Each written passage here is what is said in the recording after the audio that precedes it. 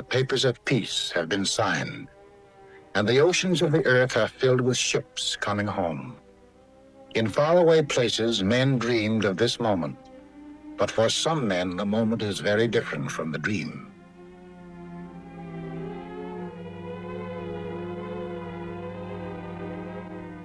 Here is human salvage, the final result of all that metal and fire can do to violate mortal flesh.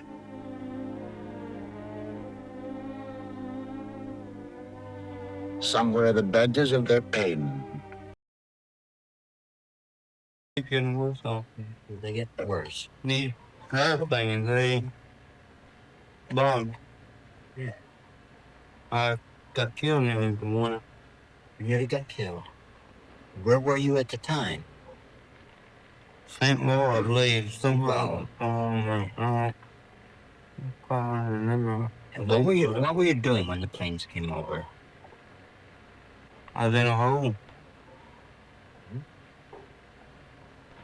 You know where you are?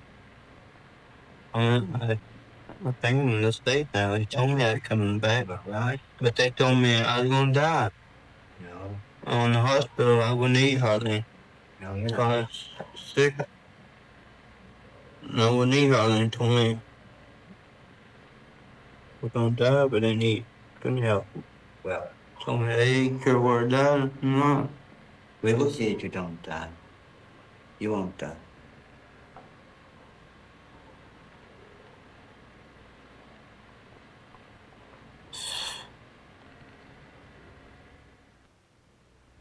I lost my last buddy up there, little Norman. He was second scouting.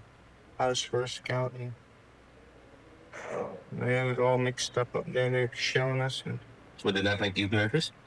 I should have been first scout. I was first scout, and I should have been out hunting. He went out, and I started to go out after him. He got shot, and yeah, he just said, "Oh, Dutch, I'm hitting." He crawled to my feet, and I started calling for the medic, and I went back to see if we could get the medic, and there wasn't any, and I started to go out after him again, and they wouldn't let me go. And he was the last one of the original boys that was with me. Him and I were the last two left out of the original. And when you were shelled, how did you feel? I don't know. It's just after Norman got hurt, killed. Why? I was all right when we were moving up or attacked and anything like that. Couldn't get pinned down. I started thinking about him laying back there. And then what happened to you when you think about it? And how would you feel? I just didn't care what happened to me. You mean you didn't want to go back into combat again? Yes, I wanted to go back. I wanted to stay there. I wanted to keep on for him and all them other guys, John and Spiker and Tex and Pop. And how do you feel right now? I feel all right. How have you been getting home?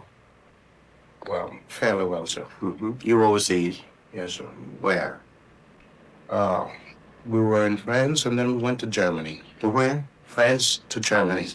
And what, Certain types of cases obtain relief in precision work, which answers their inner need for order and certainty. For sons and daughters and nieces and nephews and neighbors' kids, hobby horses are turned out by the carload.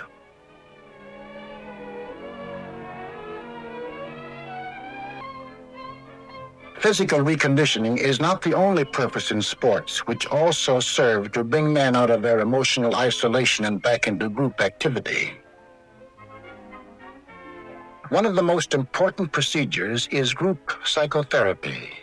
Here, under the psychiatrist's guidance, the patient learns to understand something of the basic causes of his distress. As one of a group, he also learns to understand that his inner conflicts are, with variations, common to all men. And I think of it a little bit like this. We want to get you out of your own feeling of isolation, to get you to feel that you are like other people. In order to get to that, we have to use knowledge as one thing and something else which has to be added, and that is an experience of safety.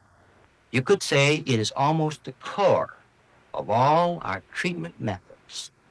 Development of knowledge of oneself with the accompanying safety that brings.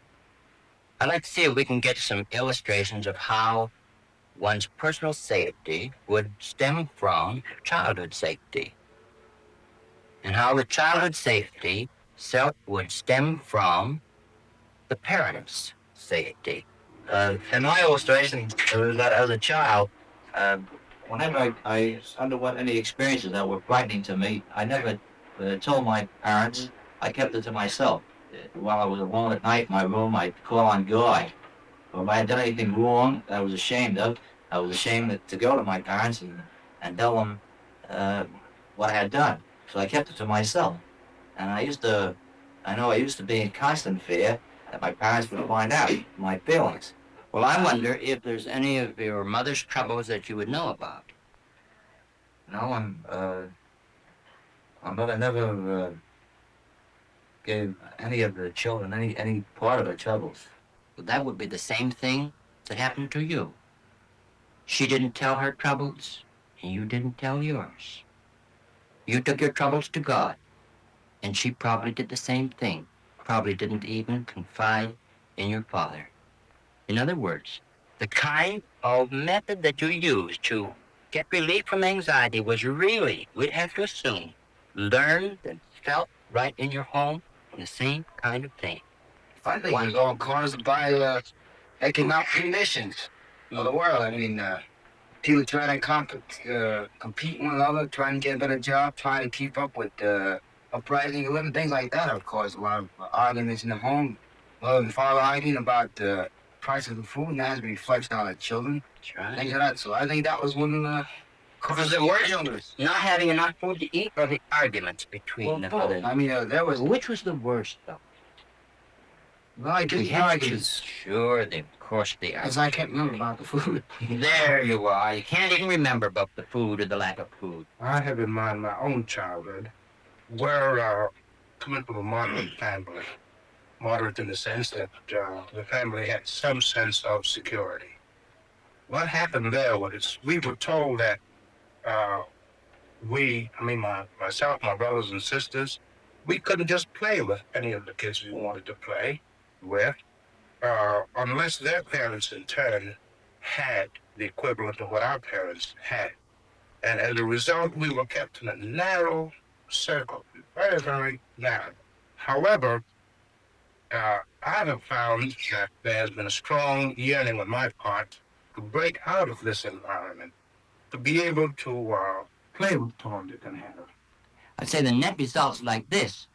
Your mother did not feel really so superior.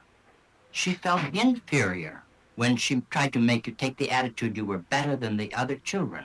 So that now, in certain experiences in the Army, have brought that out more clearly because you've been thrown in with Tom and Dick and Harry and need to get along with them. It's not necessary to be in the Army. It's not necessary to be in the war. These kind of troubles have always gone on in all time, through all the centuries. You were going to say something. I never spoke until I was 7. Is that right? Yes, sir. And I studied very bad. At 14 and 15, I couldn't recite in school. That's you talk. Can you explain how you get started to talk? How you began to get over that? During the war, the first word I ever spoke, Santa Claus had brought me a war gun, and my brother broke it. It's the first war, yeah? And so And then your brother broke it. yeah, when I went in to get my gun, I just says, "War dead. Somebody broke my gun." That was the first thing I said. You were angry because someone broke your gun. So that's when I started talking. I would say all those symptoms, like being unable to speak, stuttering, and so on, they have an underlying anger and resentment in the deeper parts of the personality. You could almost say it like this. Underneath I can, you usually find I won't. Kevin, I opened up. I was in jail about 3 weeks. And as soon as I came here, I've been here a month now, I stopped stuttering. You've started studying completely since you came here. That's good. I don't know whether that's a tribute to the doctors or a tribute to your fundamental health. My fundamental soul. Yeah. No tribute to the doctors at all. Very good. And that you were important to someone. You could say the feeding that you didn't get, that's something more than bread. When you were little, you still need to get it. You still need to be fed acceptance and to find the safety. In other words, knowledge alone is not enough.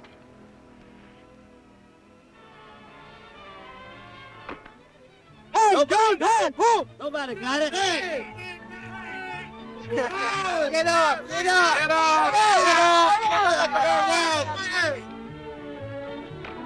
up! 8 weeks have passed. What about these men? Are they ready for discharge?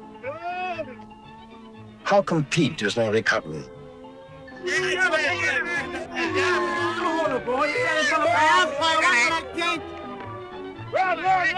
How about the boy in right field?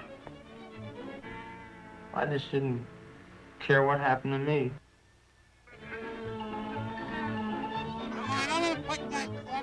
How about the kid at bat? Topsoil was covered by dirt. I was covered up for 29 hours afterwards till they found me. Hey, get here. Hit him! Run! Hey! He's out! He's out! He's out! He's out! Get on him, go your southpaw. That's right. But yeah, we didn't get $5 for nothing. Whoa, that's covered! That's bait! Oh! So you're out! So you're out! Go on! Take him out! Go foul! How about the umpire?